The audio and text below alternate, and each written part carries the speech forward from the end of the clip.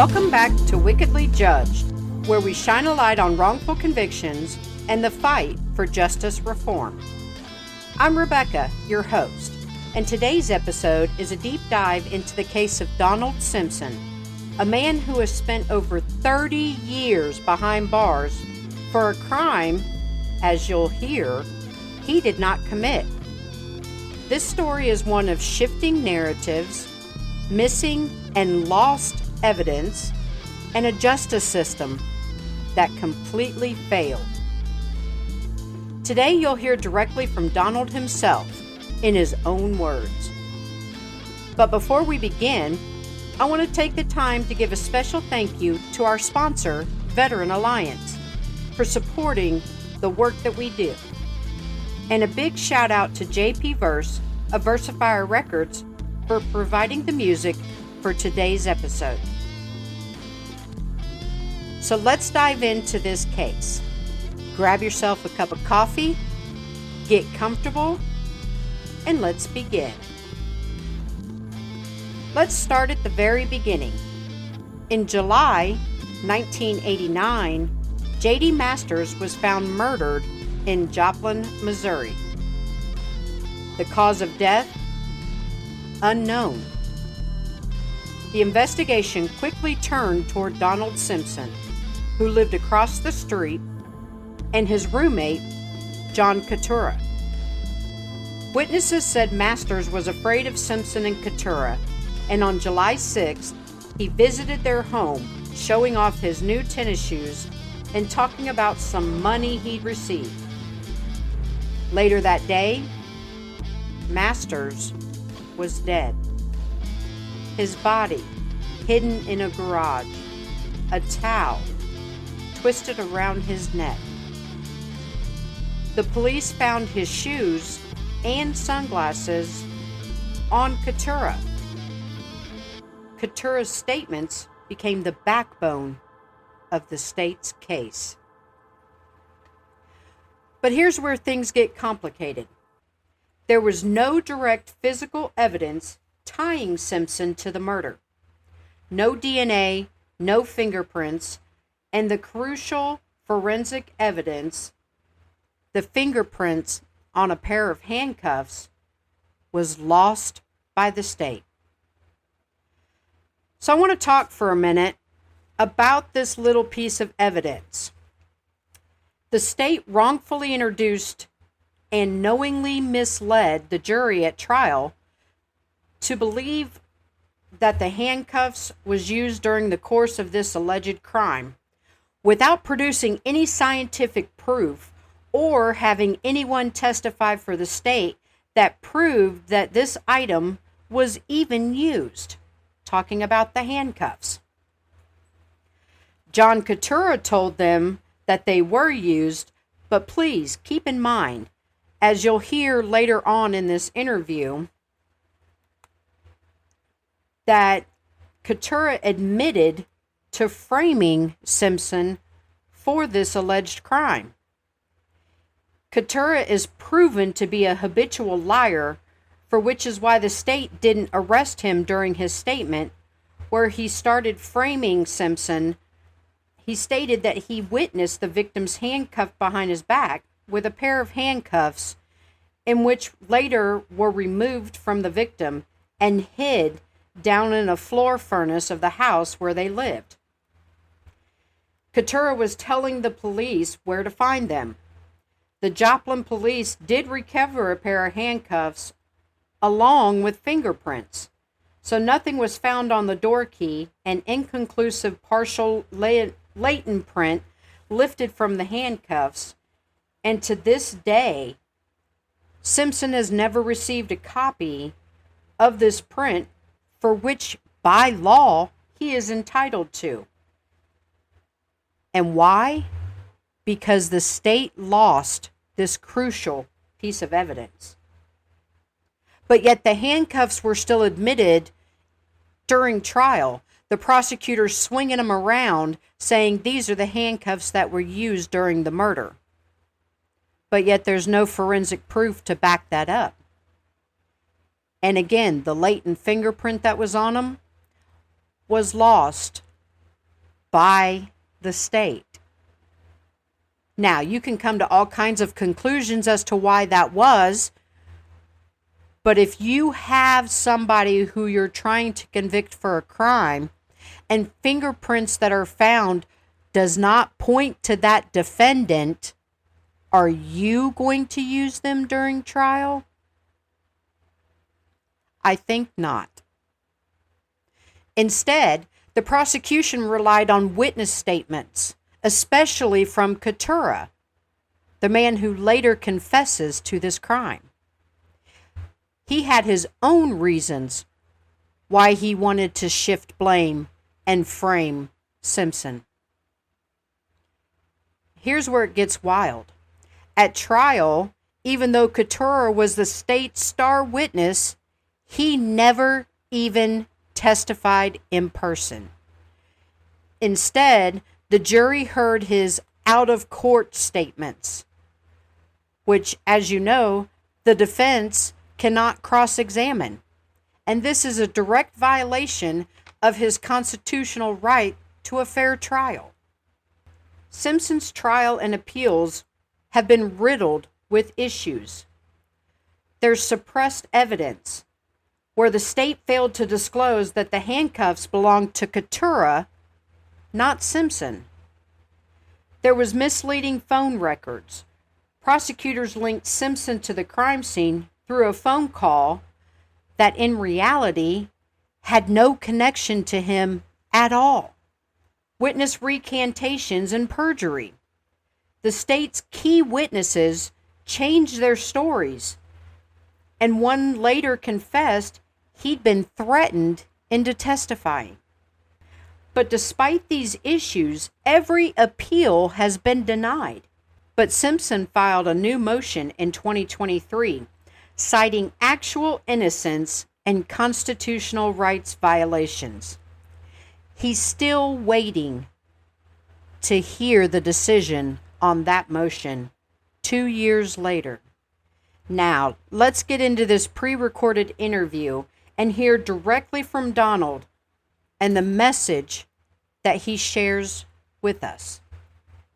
Hey guys, welcome back to another episode of Wickedly Judged. I have Donald Simpson on the phone right now, and he has been incarcerated for over 30 years for a murder he did not commit. Donald's going to tell us his story today, and I hope you guys get out of it exactly how crooked this system is. Hey Donald, how you doing today? All right, Miss Rebecca, how you doing? I am wonderful. Thank you for asking. Uh-huh. So I'll let you get into it and basically just tell us your story, because I really think the listeners need to hear it. All righty, I sure will, and I thank you for the opportunity to do this. No problem. All righty, greetings. My name is Donald Rogan Simpson Jr. I'm 58 years old, born February 27, 1967. And as of today's date, which is Sunday, August 17, 2025, as a first-time prison offender, after turning down an off-record 10-year plea bargain and then an on-record 30-year plea bargain for an alleged second-degree murder, I've been wrongfully incarcerated here in the state of Missouri for the past 33 years, 10 months, and 17 days today, doing life without parole for a very clearly unsolved and alleged first-degree murder case. And for those of you who are listening and or reading this is my story and plea for justice, not only for myself, but also for the alleged victim and everyone else who has been affected by this miscarriage of justice. And before I go any further, I wish to let the listeners know that due to the conditions of me having attention deficit disorder and racing thoughts,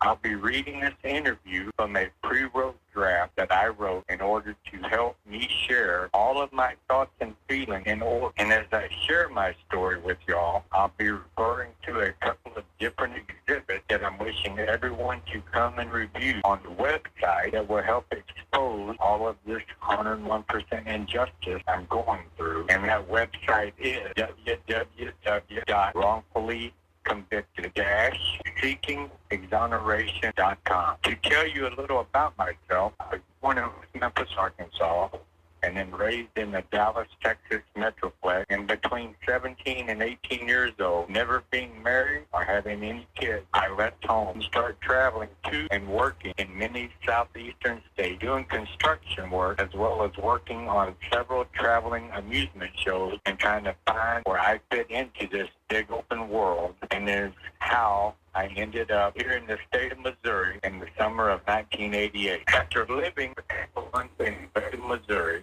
I ended up in Joplin, Missouri, and after living in a homeless shelter for a couple of months and working a few different day labor jobs around town, and then a couple of different jobs that lasted through the winter, I then began painting house self-employed around town. And though skipping a few details of some of my adventures, I ended up meeting and renting a room from a couple in town by the name of John Katura and his girlfriend Angie Kirk-Head around the beginning of May 1989. During the month of May and into the first couple of weeks of June, I was still doing a little paint and other odd jobs around Joplin, making enough to keep up with the rent I was paying John, as well as making plenty enough to support all of my daily living. And after coming home one afternoon, I find a note on the refrigerator from John's girlfriend, Angie, saying that she went out of town with John's mother, who was a truck driver and would be gone for a couple of weeks.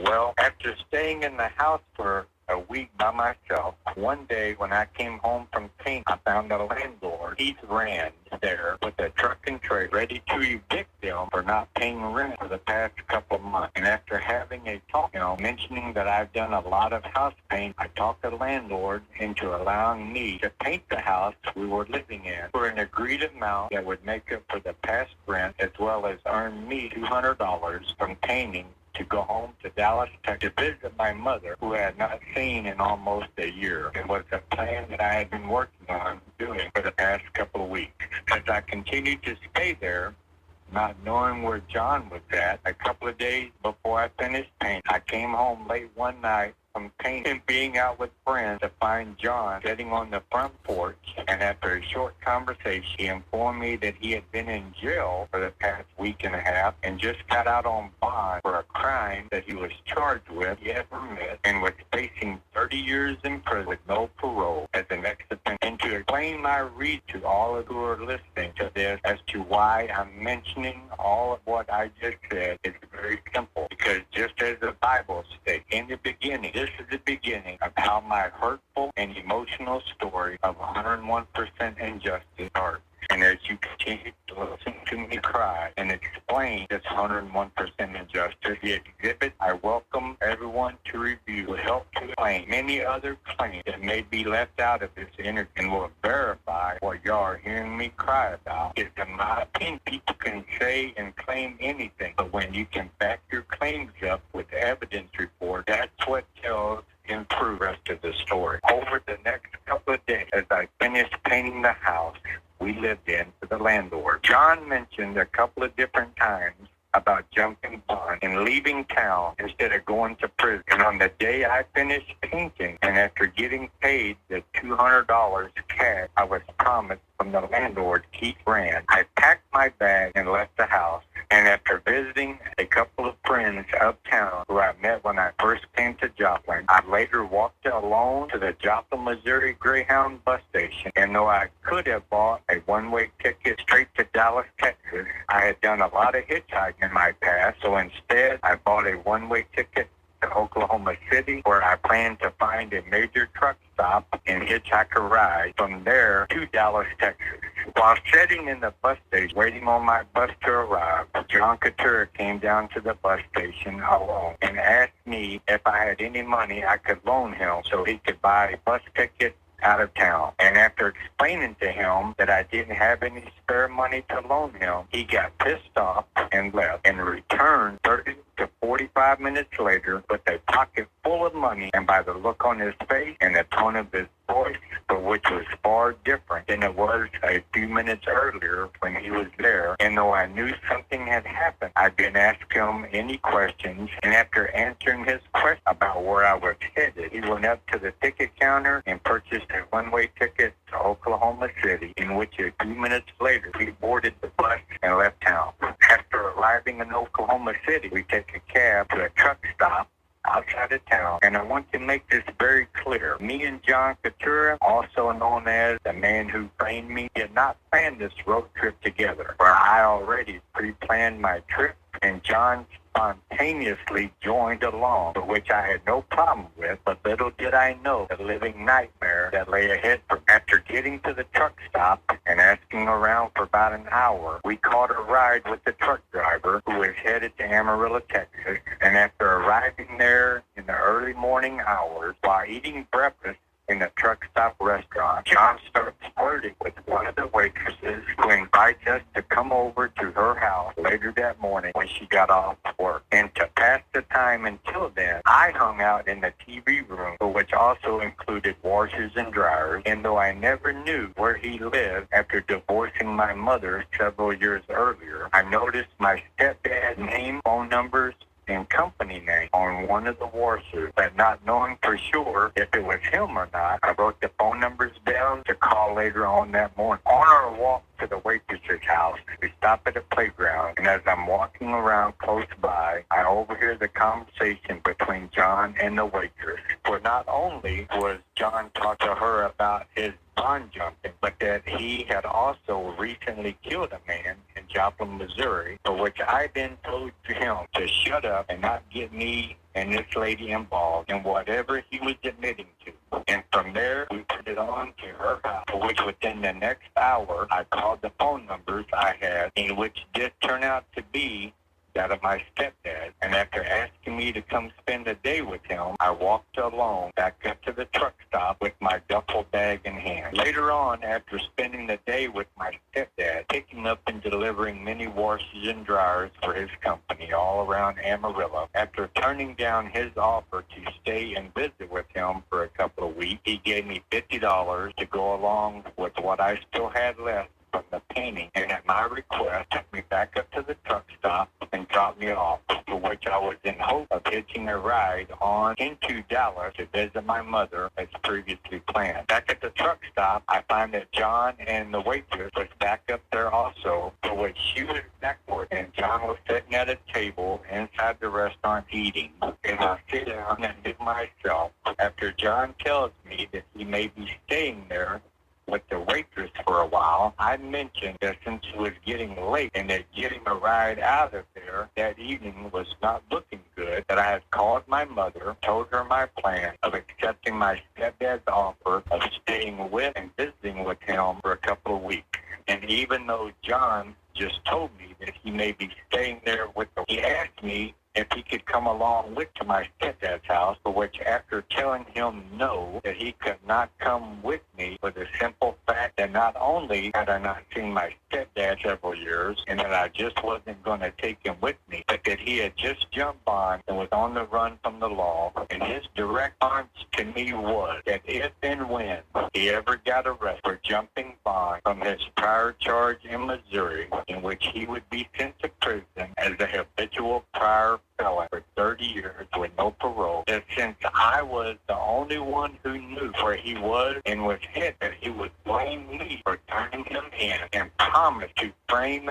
me for a murder that he was involved in before we left Missouri. And after repeating this to me twice and then saying that he should just kill me also, my stepdad arrived to pick me up and I left and never looked back, nor gave what John said, threatened me with, any more thought, because even though what he said frightened me a little, I honestly didn't believe what he said.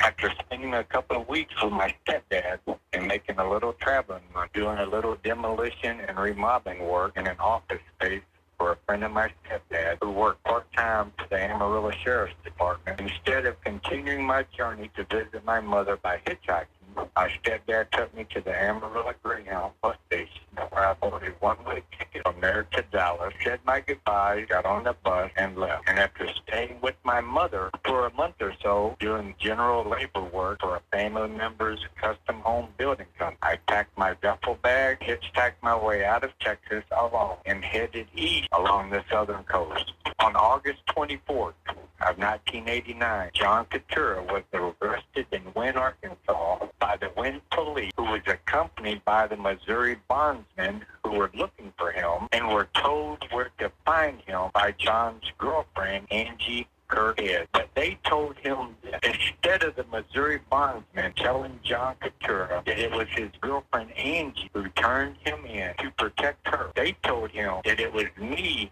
who turned him in, for which is when he kept his promise to me and gave them his first statement of many by claiming that he had eyewitnessed me committing a murder in Joplin, Missouri before we left town a couple months earlier. And if you look on the website, you'll be able to review what is listed as Exhibit A, and you will see a motion there that lists all of the grounds that I filed against my trial attorney, Wamper, for being ineffective, and what led me to being 101% wrongfully convicted of this alleged crime. And what I'm fixing to talk about next is an extremely important issue that can be 101% proven with not only the aid of a couple of newspaper articles, but also with a couple of Joplin, Missouri police reports that were produced before my trial and an investigative report that took place after my trial. And that is, according to John Katura, this alleged crime was supposed to have happened on or about July 6th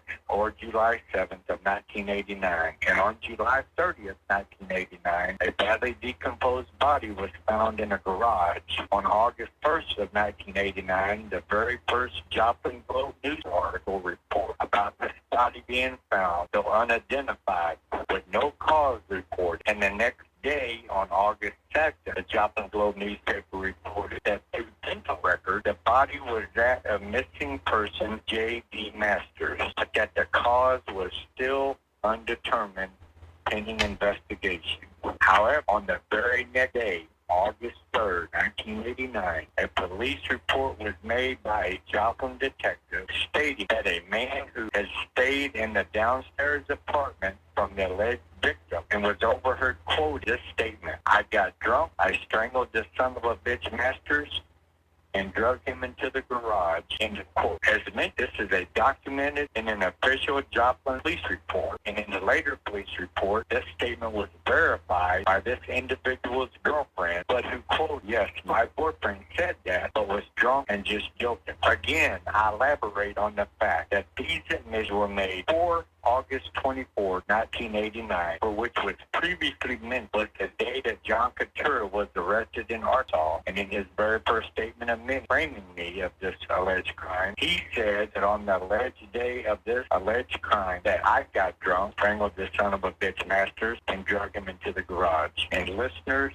and readers, please remember, the alleged cause to this alleged murder was never made known to the media or the entire universe until after August 24th, 1989, from the statements from John Katura. So the million-dollar question is, how on August 3rd, 1989, was there an official police report made to a Joplin, Missouri detective where it is mentioned that a man by the name of Troy Scheinfeld, who lived downstairs from the alleged victim, admitted to this alleged crime exactly how Katura says I committed this crime 3 weeks later. And though this admission, Troy Scheinfeld, was confirmed by his girlfriend and another Joplin police report, Troy's admissions were never 101% fully investigated. So again, how did Troy know these exact alleged details that were told by John Katura 3 weeks later on August 24th, 1989? And even though the cause of death is listed as unknown and that there was no murder weapon introduced as evidence, I've been 101% wrongfully charged exactly how both of these men alleged this crime happened. And again, I welcome everyone listening and reading this to look at Exhibit A on the earlier mentioned website to see many other claims that can 101% prove my 101% wrongful conviction. And though there were many other documents posted, if there's anything that isn't posted that anyone would like to review, or if you have any questions you would like to ask, log on to the aforementioned website and click on the appropriate space. After Katura gets transported back to Missouri in August of '89 and is convicted and sent to 30 years in prison without parole for the crime he jumped bond on, and was told that I was the one who turned him in for, and was his motive, reason, and promise why he framed me for this alleged crime. Even though many state he continued while framing me changed significantly, the state continued to build their entire case against me based on Katura's statement, and though Katura drew a diagram of exactly how certain things were found at the alleged crime scene and tricked the state to believing that he had nothing to do with this alleged crime. In December of 1990, he had a plea bargain of 30 years for second-degree murder, concurrent with the 30 years with no parole, and he was already serving on the unrelated charge. So in reality, John Katura got no time at all for this alleged murder. Okay, we're going to pick up the second half of the interview next week. Now, Donald's story is heartbreaking, but it's not unique. His conviction rests on unreliable testimony, lost and suppressed evidence, and a system that failed to protect his rights. His legal team is now pursuing every avenue, state and federal appeals, and even clemency. But this fight isn't just in the courts. It's in the court of public opinion, too. By sharing Donald's story, we can push for the accountability and reform that our justice system desperately needs. Thank you for listening to Wickedly Judged. If you believe in justice, here's how you can make a difference. Share this episode with your friends, family, and on social media. Every share helps raise awareness about Donald's case and the broader issue of wrongful convictions. Follow us on social media for updates, behind-the-scenes content, and ways to get involved in advocacy efforts. Visit wickedlyjudged.com to learn more about Donald's case, read supporting documents, and find out how you can support our mission, whether that's signing a petition, contacting local officials, or donating to help us continue our work. Reach out if you have information, want to connect with our advocacy network, or need support for your own fight for justice. A huge thank you again to our sponsor, Veteran Alliance, for making this work possible, and to JP Verse of Versifier Records for today's music. Justice for Donald Simpson isn't just possible, it's long overdue. And remember, stay vigilant, stay informed, and stay hopeful, because nobody deserves to be wickedly judged.